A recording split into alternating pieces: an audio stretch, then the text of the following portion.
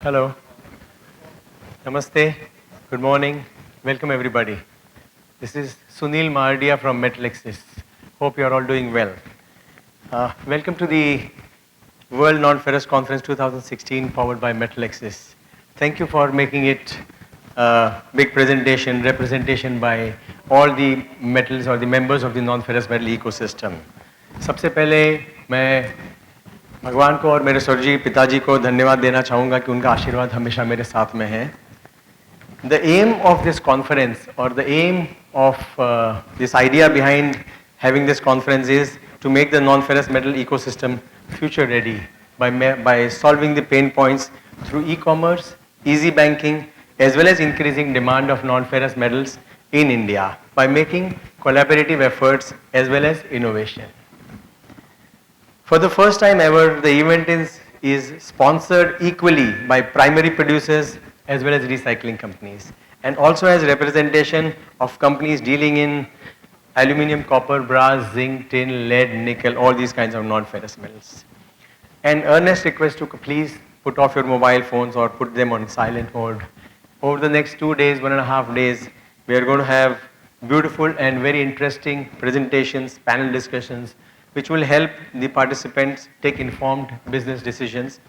Each session is unique. We've tried to make them unique. We've got different sessions having different topics altogether.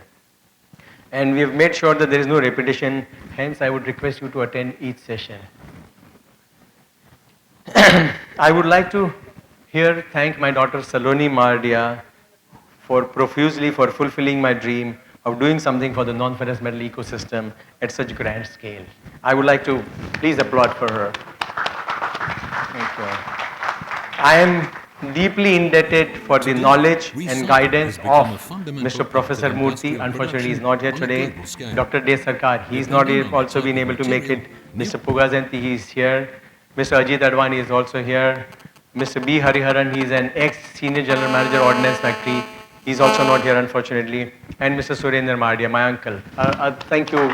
Round of applause for all of them. Okay. A big respectful thank you to Shri Salam Al Sharif and Mr. Satish Pai for visualizing my idea very early and supporting and guiding me. A big round of applause for all three, Mr. Salam Sharif and Mr. Satish Pai. मैं एक बात बताना चाहता हूँ कुछ लोगों को, some of the associations initially felt that we are their competitors, हम कुछ अलग करने जा रहे हैं, बहुत सारे सेमिनार कॉन्फ्रेंसेस होते हैं, एक और कहाँ से आ गए, what are they trying to do? We are definitely not competitors. Our main aim is completely different. We want to make the whole ecosystem more future ready, and we are here to work together, complement each other. Rather, the idea of having all associations, all manufacturing companies, primary, secondary, recycling companies, including end user sessions together is very unique, and that's why I would like to say that we are not competitors at all with anybody. Now I would like to invite the founder and CEO of Mtlexs, Ms. Saloni Mardia Kothari, to give her speech.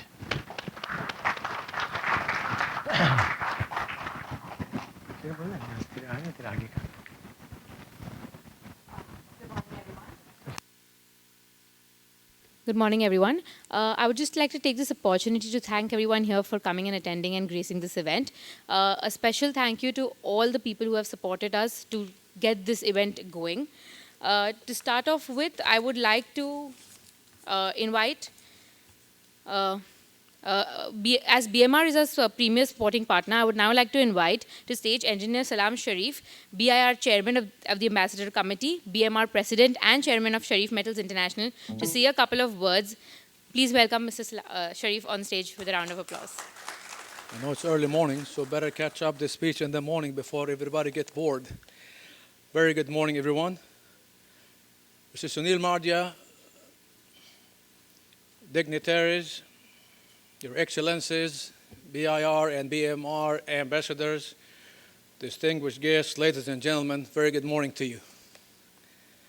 I'm quite privileged to have the honor to officiate the opening ceremony for the second non-ferrous World Non-Ferrous Conference in Mumbai here. In fact, when Sunil ji asked me to have the honor to be a guest speaker for this conference. I was just wondering, a lot of conferences are out there around the world to attend, and this privilege here must have a good reason to show up at. However, thought about being for 30 years in this industry and having all the art facilities that deals with recycling and understanding that our business is just not an ordinary business. When the business that preserves the natural resources and covers the sustainability of consumption and production and utilization of the urban mining, as well as covers the social and corporate responsibilities from job creation to business generation opportunities, as well as lobbies for free and fair trade. Last but not least, environmental protection and global warming. So I said, what an honor to represent this industry here at this conference. What I like to say here is a lot of us here are either recyclers or manufacturers or work around the recycling chain. Now that's quite an honor. To be a guest speaker is not just to say a few words. I think all of you here in this room are quite honorable people, as well as guests of honor, because all of us collectively have changed the image of the business of recycling. Back in the first half of last century, our business was quite undermined. It was looked down upon. We were discriminated, maybe interrogated in a lot of cases. Where did you get this metal? How did you sell it? Get me the documentations. However, all of you here in this room have changed the image of the industry to be a sophisticated green industry. We're not talking about thinking green. We do a green industry. We save the energy. We save the natural resources for all the merits that I mentioned earlier. And more than that, our recycling industry is contributing directly to the fastest growing economy in the world, which is India. All of you here, if I may humbly ask you all to stand up.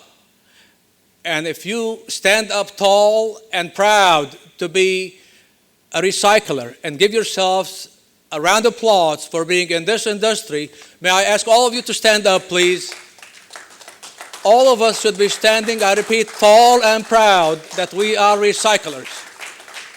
Because I realize the efforts we do, right from the backyard to the collections, to the recycling, to the entire lobbying we do, is really worth a lot of consideration and appreciation. Now I'd like to just give a video here of a few minutes for the World Recycling Federation, which gets a lot of credit for having the lobbying and information around the globe. So let's enjoy a few minutes about the recycling video. Please. Has become a fundamental part of industrial production on a global scale. Depending on the type of material, new products can consist of entirely recycled content. All over the world, ferrous and non-ferrous metal scrap, recovered paper, used textiles and tires, as well as plastic scrap, are traded and processed as real commodities. Over the last 30 years, the importance of recycling has grown tremendously. And while many different sectors claim the label of recycling as their own, only one industry has decades and even centuries of experience and know-how in this vital industrial and social activity: the material recyclers. These specialized companies use state-of-the-art technology and machinery. They work in strict accordance with national and international environmental legislation, as well as health and safety regulations. In 1948, the international recycling body, BIR, was created to further develop this vital industrial sector and represent it on a global level. Today, the recycling industry, represented by BIR, employs around 2 million people. Every year, they handle over 600 million tons of material. Their annual turnover exceeds $500 billion. And every year, the industry invests a major part of this turnover in research, new jobs, and new technologies. But there's more. Producing raw material through recycling requires only a fraction of the energy necessary for primary production. Recycling substantially reduces the emission of greenhouse gases and air and water pollution and preserves natural resources. According to a scientific study commissioned by DIR, material recycling alone saves at least 500 million tons of CO2 every year, which is more than all the CO2 emitted by aviation worldwide. Material recycling has become vital to the future of our planet. But to keep recycling growing on a global scale, we need free and fair trade to supply the world's mills and factories. Only an unhindered material flow ensures that recycling fulfills its important industrial and environmental role. As a representative of a global industry, it's the mission of BIR to keep raising public awareness about the benefits of recycling and to promote sustainability and a competitive economy with free trade of recycled materials and the environmentally sound management of resources. Recycling, a global industry, and the world's future leading raw material suppliers. For 70 years almost of diligent work at the BIR, but still cannot be done alone. Without your participation, your contribution, and without the help of the BIR ambassadors, whom we have around the world, which I'm proudly having the chairmanship of that committee, passes the message across the globe that we need to recycle, we have to bring the raw materials from the right place to the right consumption place, together with also national associations like BMR, which does the same job in the Middle East, working in tandem with the BIR, MRAI, ANMA, IKEA, as well as for foreign associations like ISRI in the United States, CMRA in China. They all work together to see that the regulations is coming to your convenience. Now, many more other associations worldwide that they're dealing with. The fact is that today, our presence here today is a true demonstration of the synergy between the government sector and the private sector working as stakeholders hand in hand to keep the message across. Now, we do understand that a lot of regulations do happen place here in the Indian and further Asian and worldwide governments. However, our job is not to really entertain those regulations for the sake of pleasing bureaucrats. We would rather have those regulations smoothing out our day-to-day business industry. And I would here appeal upon some of the government's officials when they attend today that instead of having 5% duty on the scrap metals, which is required for fulfilling a lot of the needs of the consumers and end users in India, they'd rather abolish such a 5% duty and apply it on the finished product instead. I don't want to dwell much on that because the day is still young. I would like to give a special thanks to Sunil Ji for giving me the honor to have these few words, and special thanks to his beloved daughter, Saloni, who graduated from London School of Economics and joined the business. Basically, I'm sure that great support and legacy of Sunil Ji with the e-trading and the high ambition of Selena will make a nice combination to join the old school and the new school of thoughts, and we look forward to learn more about it throughout the day. Thank you very much, and enjoy the rest of your day. Thank you for your kind words. I would now like to invite our guests of honors to light the diya, please. I would start with my father, Mr. Sunil Mardia, to also escort Engineer Salam Al-Sharif, as well as Mr. Satish Pai from Hindalco Industries Limited. I would also like to invite Mr. Devang Raval from Aditya Birla Finance Limited to join them. Could we also have Mr. Rahul Prithyani from CRISIL?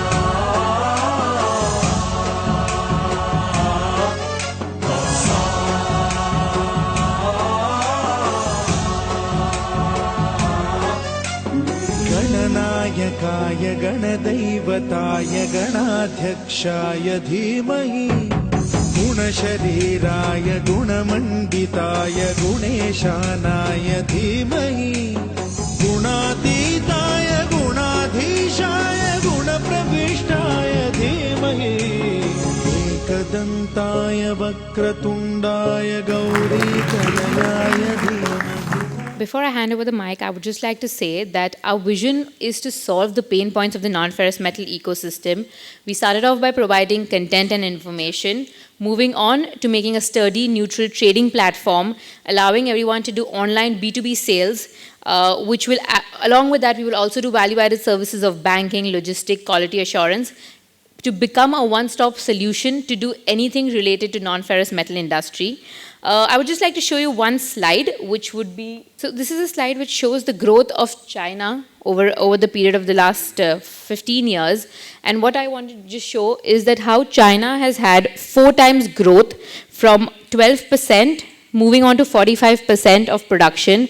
And India is not far behind, and we can achieve the same in the next 10 years. I would now like to invite Mr. Justin Rue, who is the Group Senior Vice President and Head of Communications at Luwata Group. He spent the first 10 years of his career as an engineer in mining, offshore, oil and gas and petrochemicals before going on to work in communications. He specializes in the strategies of taking companies through times of change, turnaround and crisis.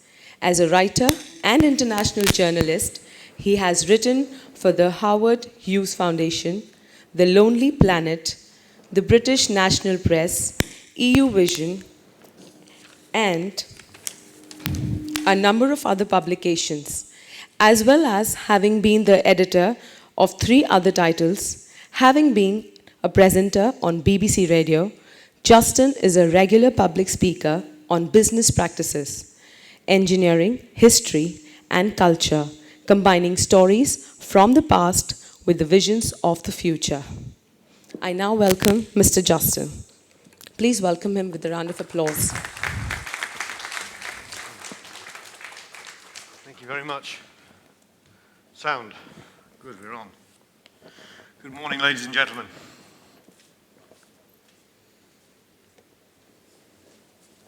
Fantastic. What a complete pleasure it is to be here in this wonderfully colourful and flavoursome country. Yesterday, as I made my way here from the airport, I saw an advertisement by the side of the road which said, "Global in spirit, Indian at heart." And that one sentiment, I think, sets the scene for everything else we're going to say today.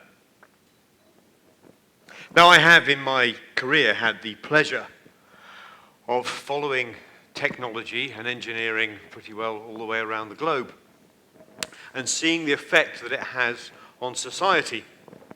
And as I came to look deeply at India, I decided I'd look at the poetry, but I didn't realize quite how much of it there was. But I stumbled on this line, which you can see on this slide.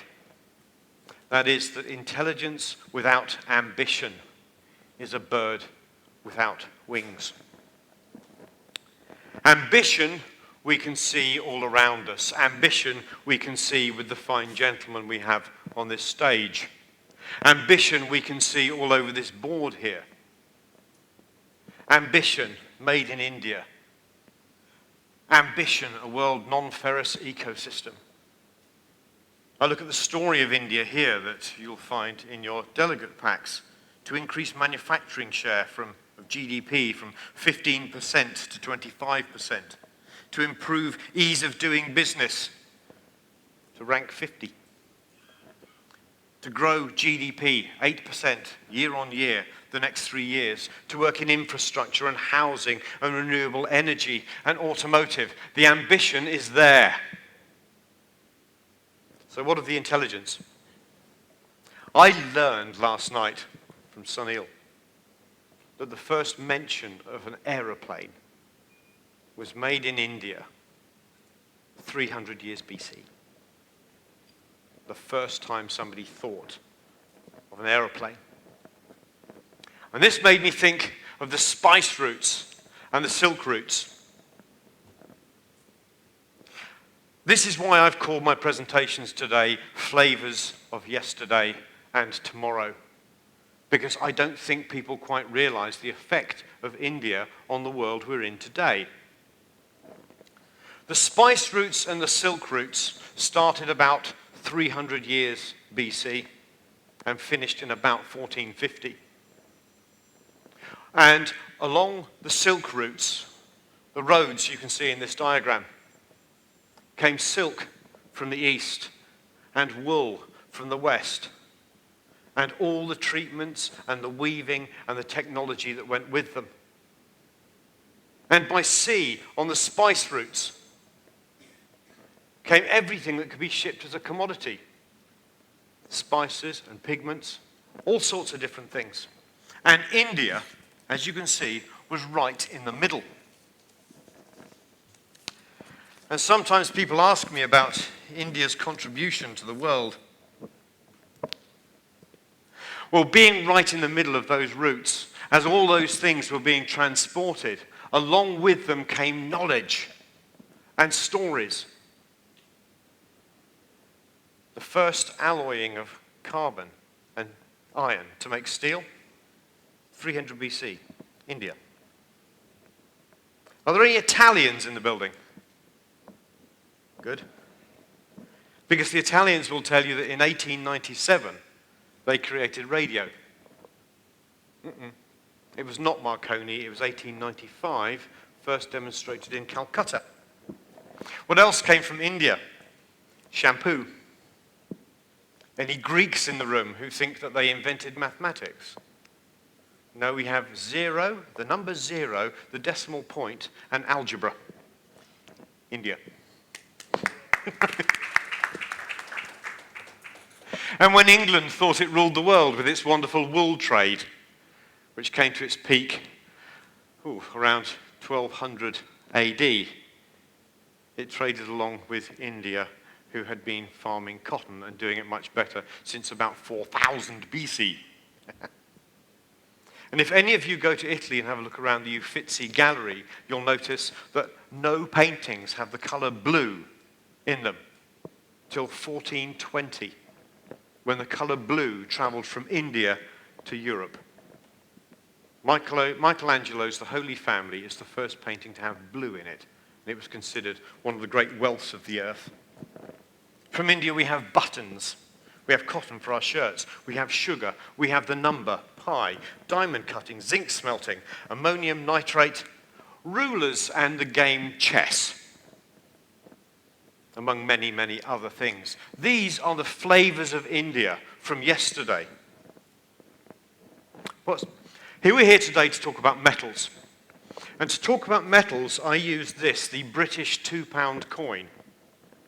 It's a fascinating coin because of the design. The design on the £2 coin shows us man's development through metal. The design in the middle is a Celtic knot, which tells us about the Bronze Age, when we first made things from metal, which for 3,000 years was enough. Then we started using metal to make engine parts and parts for mechanisms, for machines that could do the work of many people. And we had the Industrial Revolution, and for 300 years this was enough. And then around the middle of the 20th century, we started electronics.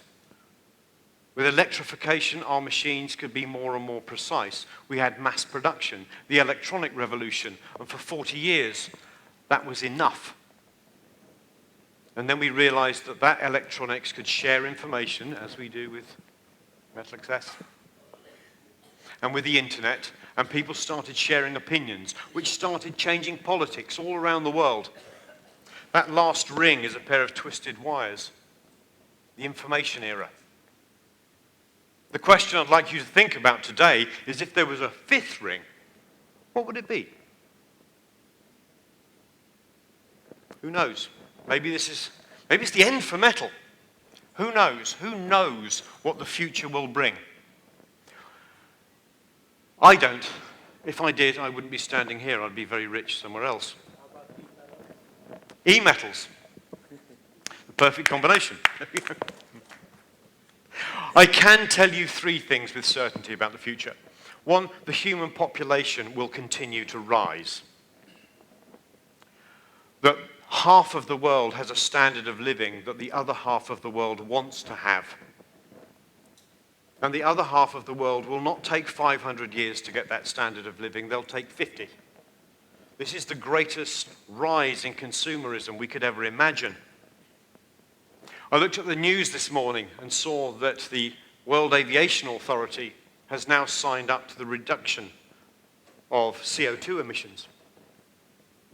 That China has agreed to the Paris Agreement. There is an enormous opportunity and demand to do things right. That is for certain. And finally, that as we get better and better at doing things, that engineers will continue to choose the right materials for the job. And it's our duty to make sure they get those materials in the cleanest, most effective way possible. And then there are the people who govern finance and look at the way we govern all the business that we do. And these are the people that really wish that there was certainty. They hate it when graphs do this. They prefer it when they do that. And it's nice and easy to predict. As China falls from its 16% GDP to about the 6% it is now, the banking community think, wow, I wish there was another China. Maybe India is going to be the new China. I tell you, in my opinion, it most definitely is not going to be the new China. It's going to be something different and something with much more potential. India is geographically 1/3 of the size of China, but has 200,000 kilometers more roads. It's better connected on the inside. In terms of future growth, China is at 54% urbanization and slowing. India is at 32% and speeding up. Outside of America, the biggest population of English-speaking people is India, 130 million. And for those of you like me who believe that the Americans don't actually speak English, it's number one. China, by comparison, 0.8%. India, internet ready, the third biggest users of Facebook. Currently in China, no Google, no Facebook, no YouTube. Social media sets the world communication agenda at the moment. India has this outward-facing attitude that is not matched by China's. Opportunities for the future, India imports currently 28% of its energy. China just 11%. The opportunity for India to create more energy is huge. India currently consumes 0.6 tons of oil equivalent energy per person per year versus China's 2 tons.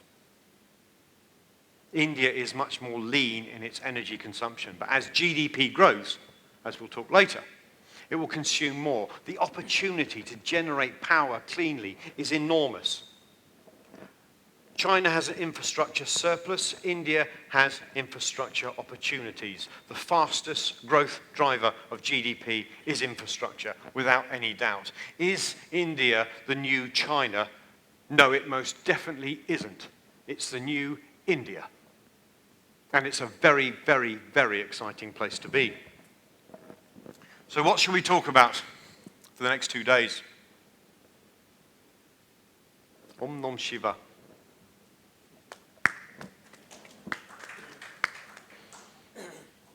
Shiva, the great third eye. The ability to see all things, and when Shiva opens the great third eye, the ability to see beyond what all else can see. To see outwards and to see inwards. as we talk about the great non-ferrous ecosystem and India's potential for the future, to use non-ferrous metals, to recycle, to attract foreign business, it starts with improvements from within. And then improvements in the way we do things, and the improvements in the way we deal with the outside world. Like Shiva, to see inside and outside. And if we achieve those things, the flavor of tomorrow could be this: an innovative, non-ferrous ecosystem in India. A very, very, very exciting place to be. And perhaps the first great step towards that is going to happen here in the next 2 days with your help. Thank you. Thank you so much, Mr. Justin. I would now request all to join me in welcoming our chief guest, Mr. Satish Pai, Managing Director, Hindalco Industries, to the stage to encourage all members of the non-ferrous metal industry present here with his views and visions about the sector.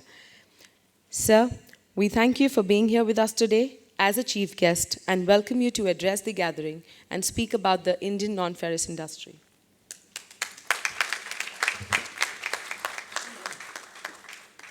So good morning, and thank you for this opportunity to talk about the non-ferrous metals. In the last year or so, I have had a lot of opportunity to talk in various forums about aluminium and copper, but I think this is the first time where I will try to take a broader look at the non-ferrous metals industry in India.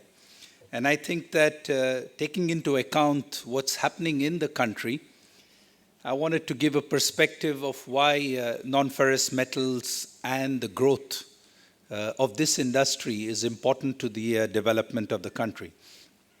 So I think in India, it is very clear for all of us who have seen the attention of the government, a lot of the political discourse or the discussions at the business world, that the ferrous side, which is iron and steel, normally get a huge amount of attention.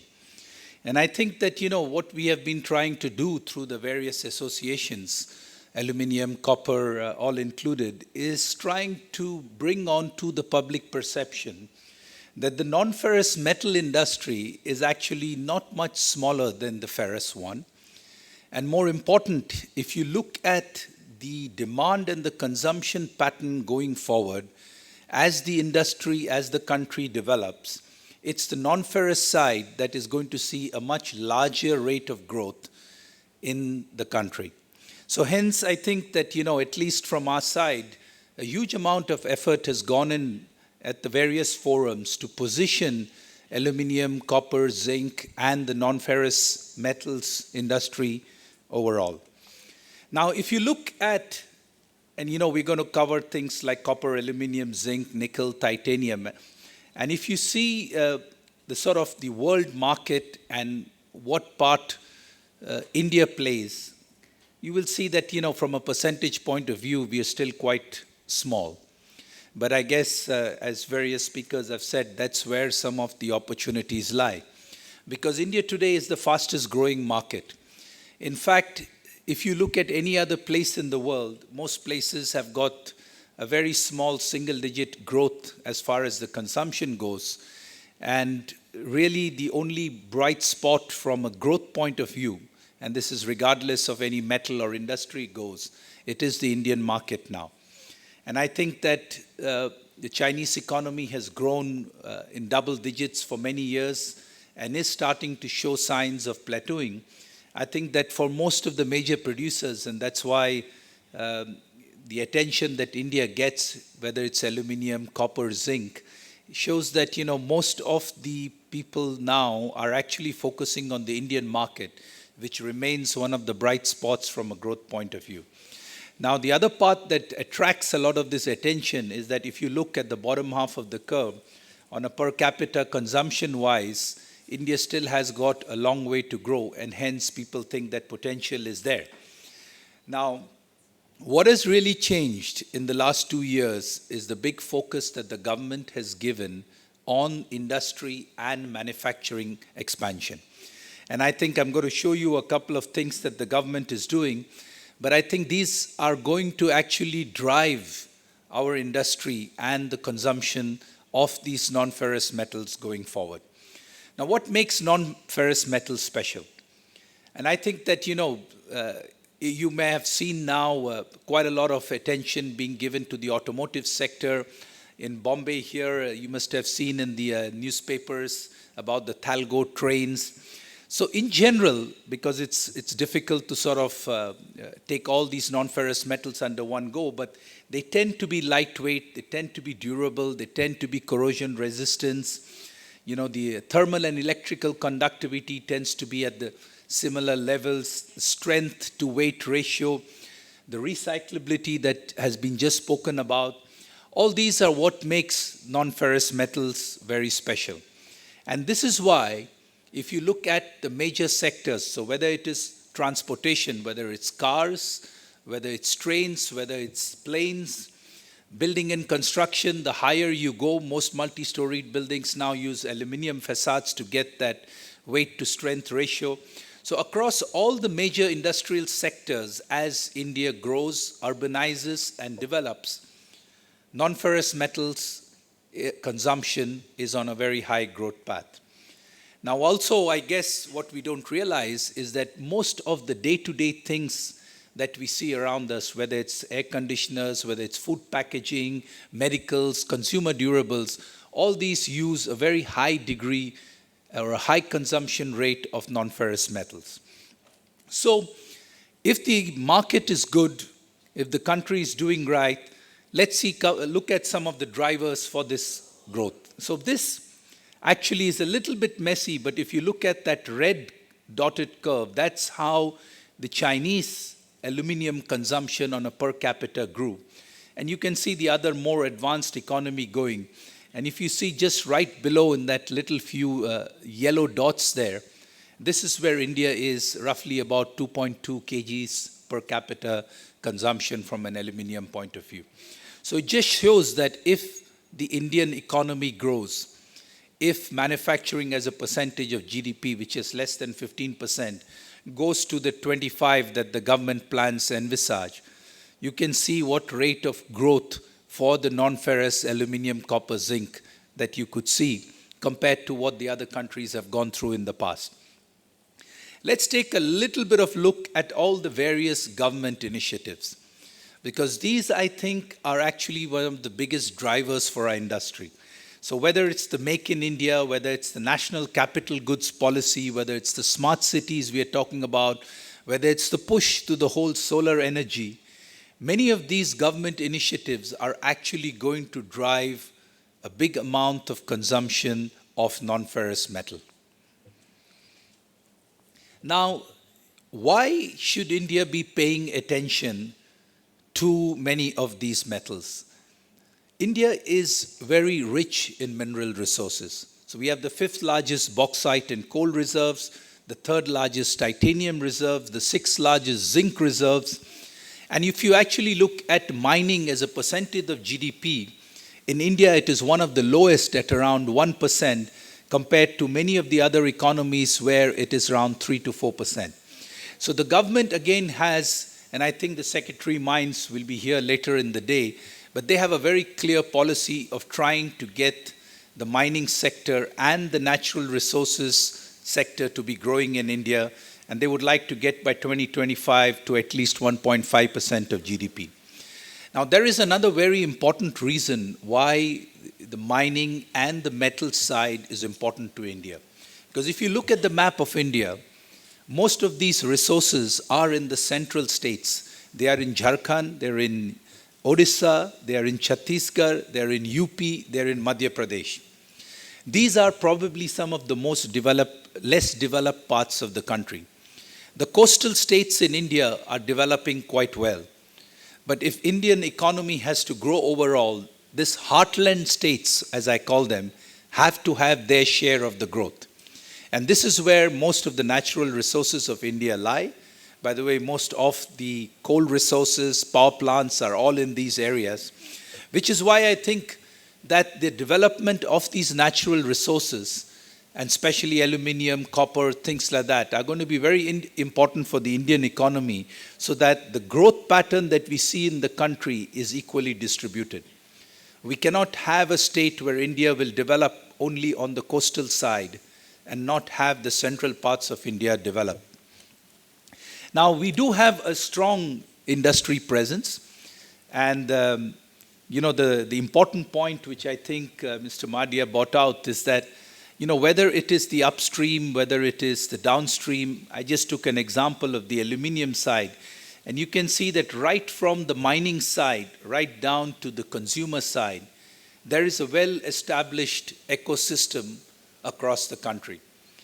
And I think that, probably what is important and what has not happened in the past is that all sectors of this industry, upstream, downstream, mining, I think we have to collaborate among each other.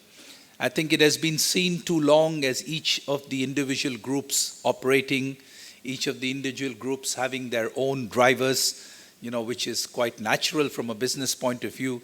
But I think if the industry has to develop, and I'll come at it further towards the end, we need to see a lot more collaboration across the whole ecosystem of whether it's aluminium, whether it's copper, or whether it is zinc.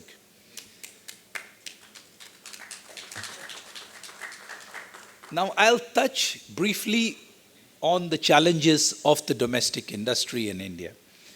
I took the example here of copper, but you can take the same statistics for aluminium, and they will be exactly the same.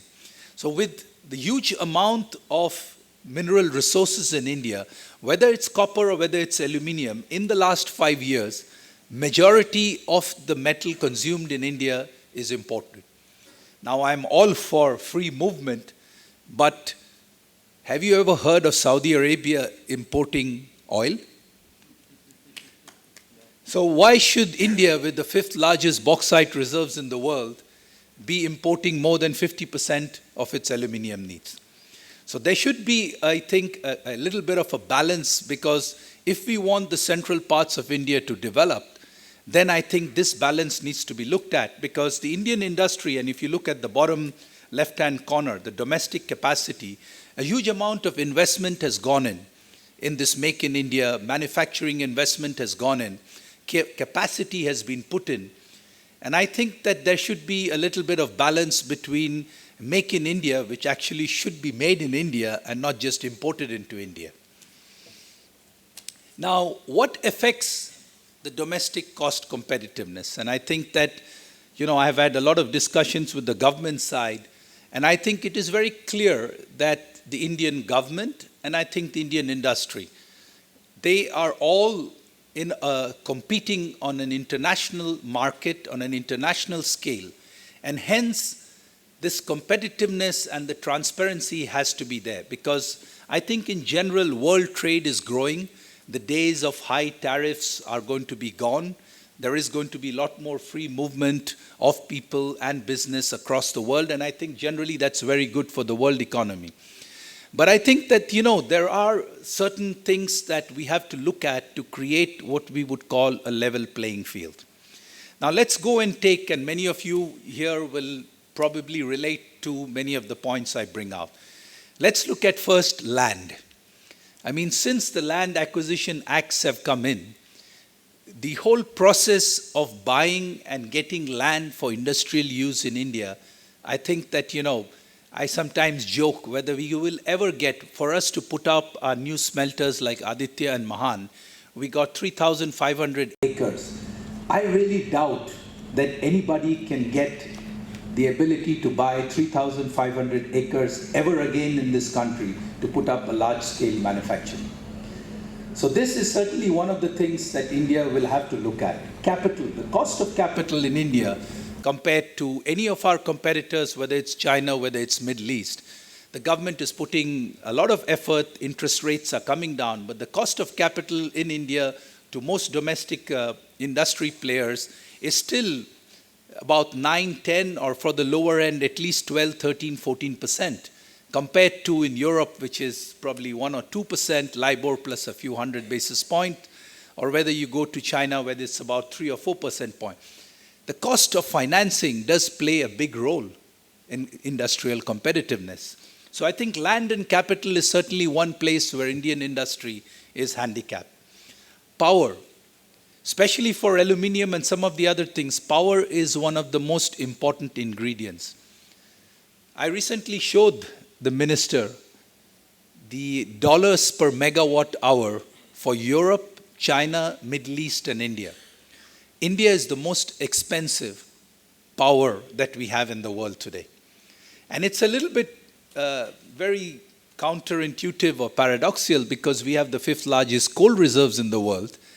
And hence, why should the cost of power in India be the highest among the most industrial places that we are competing with? So power is one of the most important handicaps. Availability is one point, but actually the cost of power is equally where we are uncompetitive. And let's look at logistics.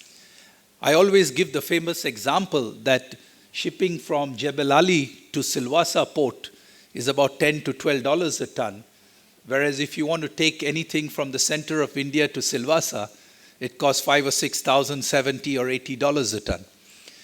So infrastructure of road, rail, and logistics is certainly one of the other big handicaps that Indian industry has. I have to say that all these things is where the government is putting a huge amount of effort and a huge amount of attention. And rightfully so, because if Indian industry, Indian manufacturing has to grow, land, capital, power, logistics, and but not the least, the whole tax scheme. You know, coal in India, if it costs about 1,000 rupees a ton at the pit head to mine, by the time it comes to the consumer, it becomes 2,000, exactly double, because of taxes, cesses. I mean, just the green cess in India is now 400 rupees a ton. I don't know if you realize, but India has the highest carbon tax in the world because of all these cesses. So these are some of the items that I think we have been trying to put out to most of the government. I think there is quite a lot of understanding, and hence we are working very closely with the Ministry of Mines, Ministry of Power, Commerce, to try to see how India can actually make the Make in India initiative of the Prime Minister a success. Because to do that, no country in the world has developed without having their manufacturing sector develop. So it's great that IT and services develop. Agriculture will continue to be a big part of the Indian economy, but manufacturing has to grow. And this manufacturing today is stuck at around 13 to 14% and has not really been growing. So I think it's very important that many of these challenges are actually acted upon if Indian manufacturing is going to grow. So I'm going to finish with my last slide. What do we think, or what help do we need from the government? I think the government needs to help to put the Indian domestic industry on an equal playing field. We repeat all the time, we do not want any special help. You know, from a technology point of view, efficiency point of view, you should benchmark us against the best. But at least on the rest, which is the power, the land, the capital, financing costs, the competition we face should be put on an equal playing field. The government, which is doing it, has to encourage new investments. I mean, new big investments in manufacturing have to start to happen again. We have to push, as an industry body, increased adoption of non-ferrous metals. Because as the economy grows, I think this is going to be very important. And this collaboration between public and private institutions, whether it's on the R&D side, whether it's on the industry development side, I think these are places where we think the government should focus on. But what should we be doing from an industrial point of view? I think that the investment in R&D and technology innovation is where India is far behind. I often say that let's take aluminium. The Indian aluminium industry started in the 1940s. Renukut and all were set up. Indal was here in Hirakud in the 1960s. China started its aluminium industry about 15 years ago. And today, India buys Chinese aluminium technology from the GAMI side. So how is it that an industry that has been in India for the last, since the 1960s, 50, 60 years, we have not been able to even do a certain amount of evolutionary technology development? We still go and buy everything every time we set up the next round. And I think that, we can say that government should be doing, but I also think that the industry has to take as much blame or as much, they have their job to do to try to make this R&D and technology innovation happen. I think that the Indian industry today, the most important problem that we see, at least from the Hindalco side, is that we have to have a step change in improvement in quality, delivery, and the cost effectiveness of our manufacturing. I think that, we have had probably a protected market for many years, and hence quality perceptions, I think, are something that we have to change. What China has showed is that they can manufacture it, the best quality at the half or less the price that we in India can do. And I think that this is a very important lesson for Indian industry, that we have to up the game of what we consider to be good quality. So I think this quality, then there is this whole conception as I talk to our clients on delivery. It cannot be that, they say that we will send something in 1 week and we send it in 1 month. This on-time delivery concept, I think Indian industry has to have a complete step change, especially from a metals and manufacturing side. And of course, we have to become cost effective. And last but not the least, people do consider sometimes, and I think Sunil also puts Hindalco as a primary company. Hindalco actually is the biggest downstream company for aluminium in the country, which is a fact not very much known. But I think the important point that has come out to me in the last 6 months is that there is a big gap between what we call the primary industry and the downstream. And I think that it's very important, if this non-ferrous industry is going to grow, that there is active encouragement to grow the downstream industry, first of all. And I think more important, as I come down to my last line, for an increased collaboration between the industry players. We have to be able to say that, between upstream, downstream, recycling, we are not going to agree on everything. And that's fine. But there are a lot of things that we will have in common. A lot of things where we will want to work together to develop the industry, to make sure that the consumption grows. And I think this is which is why I wanted to participate in a non-ferrous conference like this, because I normally go to an aluminium conference or a copper conference. And even that, there is stuff that is dominated by primary, and then the secondary people have their own. I think, I often joke that the British could rule India because they knew how to divide and conquer. And I think that, what the Indian industry has to learn is that the only way we can survive in a modern, competitive, international world is that if we come together and collaborate as an industry. And with that, I'll thank you for your attention, and I wish you a good conference.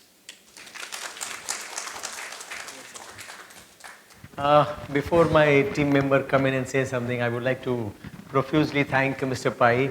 He has exactly said what the intention or the content of the conference is. We want the primary, and of course primary means even the secondary producer Hindalco, and the recycling industry. We have the downstream industry. Mr. Rikham Mehta, BME, he is not here. I just saw him. So I would like to make a statement, or I would like to maybe try to, this is the beginning. At the end of the conference, I would like to announce, or I would like to have some collaborative statement between the recycling industry, primary producer, end users, the secondary producers, and the associations, because we've got all the associations here. Aluminium Association of India, Lead Zinc Association, Copper Association, and even the end user association. So that is what the aim is. You will have, say, fragmented people. You will have 20 people from each of these segments, but they are the cream of the segments. And I think that is more than enough, and Pai sir has said what I wanted to say. Thank you so much. Thank you. Please. Yeah. Hey, Bansi. Hello, hello. Hello, hello. Mr. Satish, it's a great presentation. We really enjoyed listening to you. But I just got a comment here to mention with regards to aluminum reserves of bauxites and imports and how you related that to oil in Saudi Arabia. It's nice to have an intervention and just have a chat on this, being so next to each other. And I believe there's a eternal passion between primary and secondary, if that is the right word to say in a nice phrase. However, if I had oil to dig in Saudi Arabia that it cost me $40 to produce a barrel of oil, and I had the opportunity to import the same barrel of oil at $20, why would I not reserve my natural resources and import that barrel, and instead of having to put barriers and taxations on that $20 to make it $45 and show that my $40 is more competitive? So with Indian recycling rate is barely 20 to 25% compared to from 60 to 90% worldwide. I still believe the recycling rate in India has a long way to go, and that has got to do with a lot of what you mentioned: logistics, infrastructure, government support, and you name it, and you have it. Now, so until that rate comes up, I believe we do have to still import a lot of metals from across the world to make our product competitive so that India can sell to the world. That's why I said we'll never agree when our own business interests come in mind, so I don't have anything more to say. Thank you, Mr. Pai, for such an enlightening and encouraging speech. You have rightly pointed out the issues in the sector, which we are sure will be taken up for deliberation in the coming sessions. Mr. Satish Pai joined Hindalco in June 2013 as CEO Aluminium to give strategic direction, vision to the aluminium business in India and provide operational leadership to enhance sustainable competitive strength and maximize shareholder value. In February 2014, he was named Deputy Managing Director with enhanced responsibilities to lead the metals business to meet new challenges posed by the tough business environment. Most recently, Mr. Pai has been elevated to be the Managing Director of Hindalco Industries. Please put your hands together for Mr. Pai. I would now request Executive Vice President and Head Corporate Finance at Aditya Birla Finance Limited, Mr. Devang Rawal, to speak on e-commerce in non-ferrous metals in India. Devang Rawal is the Executive Vice President and Head Corporate Finance. In this role, Devang is responsible for the growth of the Corporate Finance Division of the NBFC, develops strong processes, products, sales teams, and channels for the same, and present a unique value proposition to the customers. Please join me in welcoming Mr. Rawal. Thank you, everyone. It's always a challenge to address a conference like this, where I come in as a capacity of a tertiary service provider. But I believe it's very, very important that cash follows the metal wherever it goes. In our country, metal is the cash. Secondly, being part of Aditya Birla Group, which is primarily non-ferrous alloys revenue model, it's very, very important for a service industry like us to partner with an industry like this. So it's a great honor, Maradia ji, to sort of be part of this conference and to address an august crowd like yourselves. Little bit about the group. Of course, our non-ferrous credentials are known, and Mr. Pai has sort of made enough sort of comments and clarifications on that. It is equally important for this August audience to know that we are not very far behind in financing this industry. So as a representative of Aditya Birla Financial Services Group, I am very, very proud to inform you that we offer entire set of support when it comes to financing metal is concerned. So we have an insurance arm that takes care of the general insurance. We have an insurance trading arm or broking arm that takes care of the logistic insurance. And I represent the NBFC, which actually finances all the entire ecosystem of non-ferrous. And there, sir, there is no difference of opinion on primary, secondary, or downstream. We finance everybody alike. Money both ways. Yes, yes, right. So within the group, that is a very, very unique entity or a proposition that we present to this conference. We sort of, from the metal side to the logistics side to the tertiary services side, we can cater to almost all requirement that the industry has. It's very, very important to look at this industry completely from banking perspective or finance perspective. Let us examine what has changed in last 50 to 60 years in this industry. And to that extent, I agree with Mr. Pai that not too much has changed. There were always importers, there were always refiners or downstream producers, there were traders, there were intermediaries, and there were consumers. From banking perspective, we had a strategy for almost all constituents of this industry. For downstream producers, we had capex facilities. For traders, we had trade facilities. And for consumers, we had working capital facilities. So a 20,000 feet view from a banker is that nothing has changed. Yes, what can change from now on is what is really, really interesting, and that is something that we need to deal with in this conference.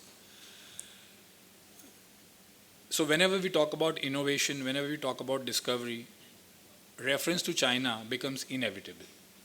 And in this particular case, it's most definitely inevitable. Recently, Aditya Birla Finance tied up with Alibaba. And I had the privilege to meet the man himself in the connection of this tie-up. And what we realized is that metal industry and non-ferrous and ferrous alike has actually come to terms with the fact that their cheese has moved. The conventional way of trading in metal, the conventional way of buying and selling metal has moved away from physical to web-based, from physical to digital. So that's where, sir, your reference to e-metal comes in. The metals are now being traded without even touching the metals. And that's where the transformation both in metals and in banking industry needs to take place. It has already taken place in China. There are 22,000 listed constituents on Alibaba who are trading metals or metal parts almost on a daily basis. And there are series of banks in China who finance these trades, whether primary or secondary or tertiary, on a day-to-day basis. Sir, I'm sorry. Are you talking futures or physical? I'm talking both. Okay. I'm talking both. In Alibaba, it is not future, it is physical. Right? So, the metal exchange that we are trying to promote here needs to do the same thing in India. And as non-ferrous alloy provider, I think it is our responsibility to be part of that initiative. What is it completely from a banker's perspective that we are looking at? So I was just jotting down a few points and I would like to share them with you. That we are looking at a platform a platform that can act as an exchange, a platform that can act as an exchange of commodity and cash, a platform that can guarantee or provide a credibility to this entire trade, which actually takes place in geographically difficult corners of this world, and a banker cannot reach there.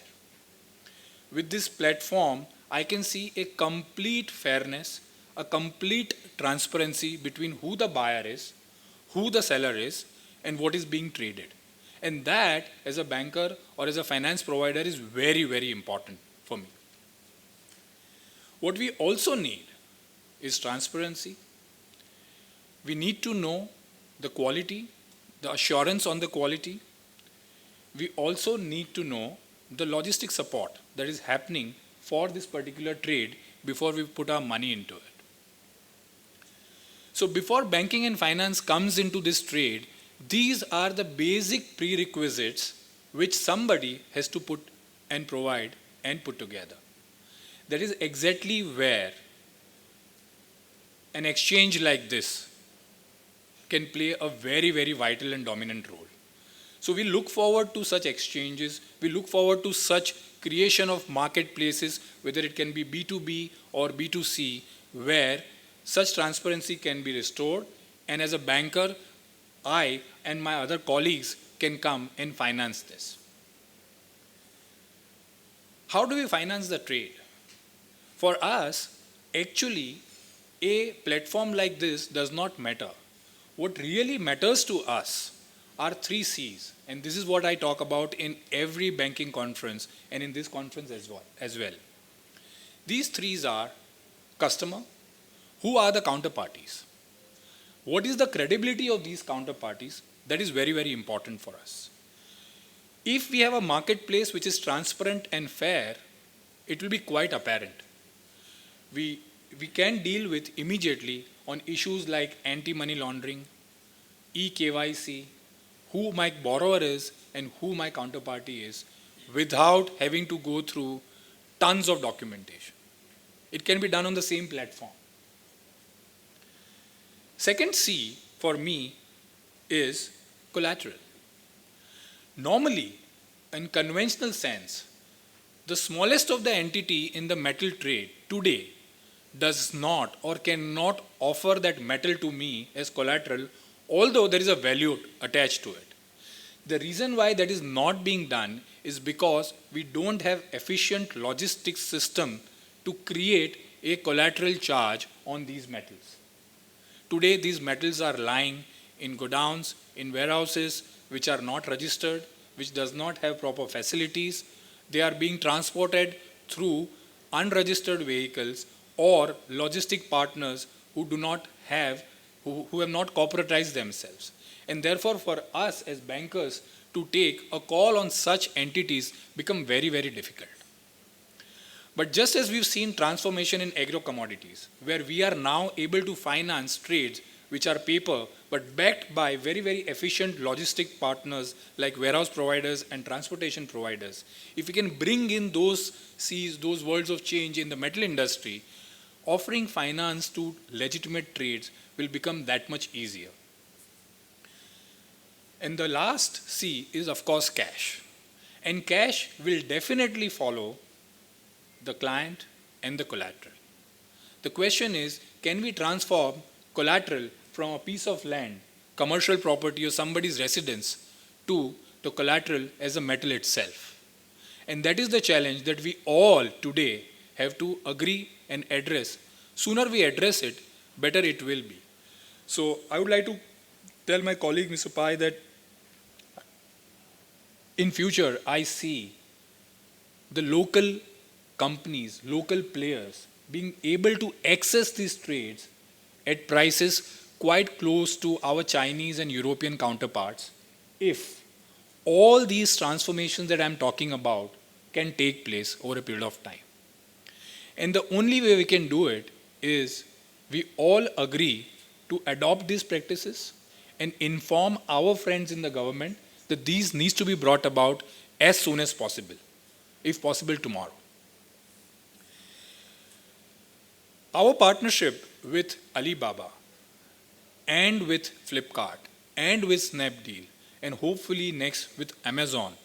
The reason why it is working out is not because we are the most innovative finance partners. The reason why it is working out is because all these platforms, all these digital transformers is what we like to call them, have been able to provide the banking industry what it has been asking for almost decades now. Bankers cannot be innovative beyond a certain extent. The reason why they can't be innovative is because the basic concern on their exposure needs to be addressed first. You address that physically, you address that digitally, or you address that through any other means is up to you. But the moment you address it, it becomes very, very simple, fair, and relatively inexpensive. These entities have been able to put together a buyer, a seller, and the commodity and the transparency on a platform for us. And for that, we are able to give them the best of the market practices and the best of the prices. Let me give you an example.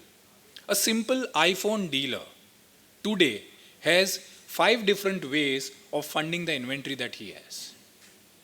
The most difficult way to finance that inventory is by mortgaging his or her house and take money against that, which will cost 18% per annum from the local money lender. Now let us move on to the last spectrum. All these vendors who are selling their iPhones on Alibaba, on Snapdeal, on Flipkart, we are able to make these loans available to them at 10.5%. The difference or the transition between 18% to 10.5%, the reason why it has come is because of this transparency, because of the creation of this marketplace, because of fair visibility on who the buyer is, who the seller is, and where the cash is coming. So I would end this conversation by urging all of you, including ourselves, to create and promote a platform, whether digital or physical or any other which suits us, which promotes the transparency, the fairness, and the logistics part of this trade as soon as possible. Thank you very much.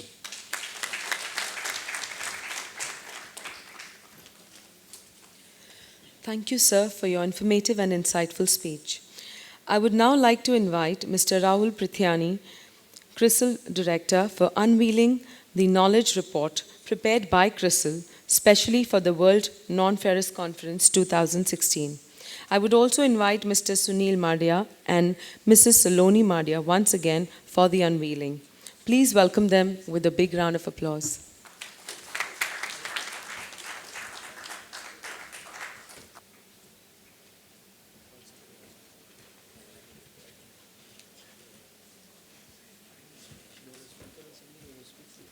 Thank you, Mr. Madia, and for inviting us to be part of this initiatives. And I know you've been planning it for a while, and we are happy to be part of this. And it's as Mr. Pai earlier mentioned, clearly, we at CRISIL believe we are strongly at a growth path for the aluminum industry, as well as the other metals linked.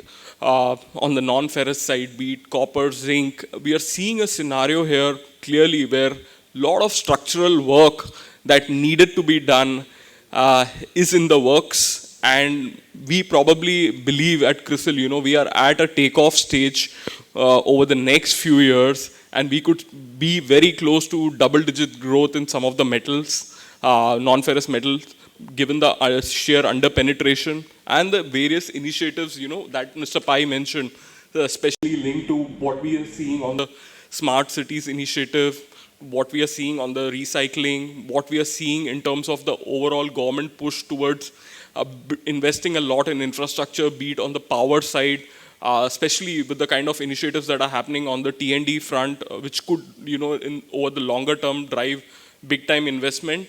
But clearly, even over the last few years, the kind of investments that we've seen from the government side the cleanup of the discoms to some extent. All these are things, which are all positive for the overall, demand on the non-ferrous space. And going forward, we are pretty, bullish with the kind of measures that have been put in place, though everything may not seem to be happening immediately, but a lot of structural things to drive demand are being done, though there is a lot more that can be done, but clearly we are on a path where we will continue to be one of the fastest growing markets for the non-ferrous metals, and again, primarily driven by what is happening on the GDP side, and also on the consumption side, the initiatives that are happening, relatively lower interest rate scenarios prevailing, which will drive the overall auto segment. So by and large, we are in a structurally very strong wicket, and our report, which we are releasing here, again, the title says it all, El Dorado beckons.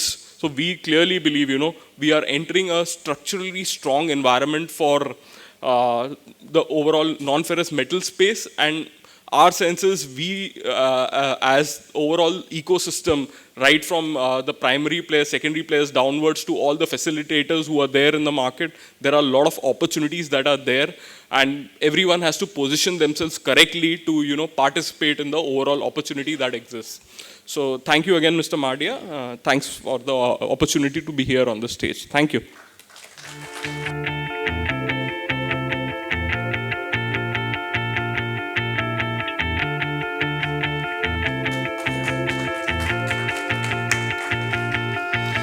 I now request Mr. Sunil Madia to felicitate the dignitaries for their support to the event. Please put your hands together for our chief guest, Mr. Satish Pai.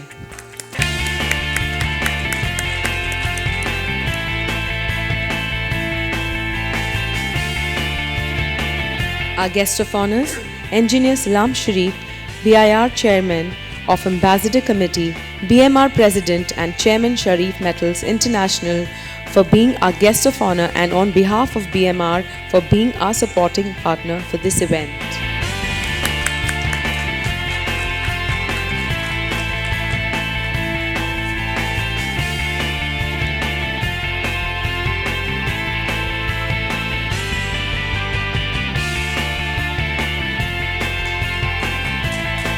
Mr. Devang Raval, Executive Vice President and Head Corporate Finance at Aditya Birla Finance Limited.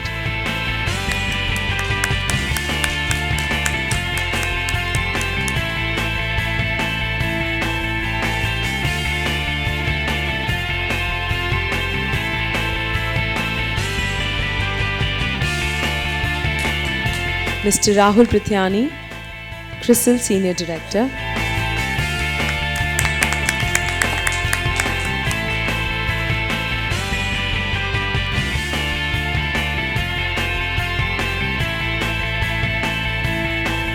Mr. Ravi Ranjan Chaudhary from Yes Bank.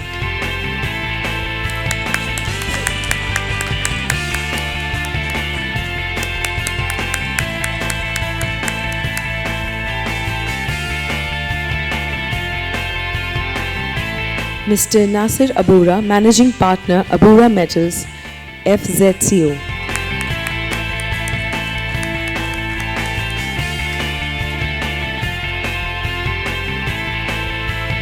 Thank you, everyone. I would now request Mr. Sunil Mardia to present mementos to our sponsors. Can we have someone on behalf of these companies to take the mementos?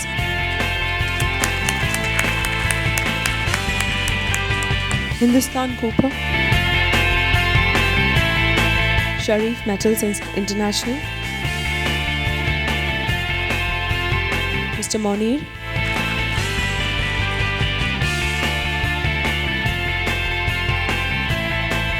Met Asia Private Limited,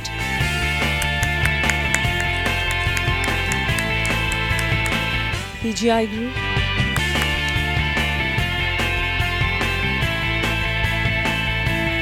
Sharif Metals, Mr. Monir,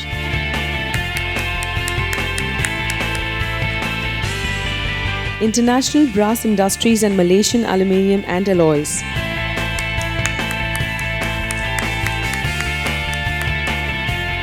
Thank you, everyone. We'll take a short break and return after 15 minutes. Thank you.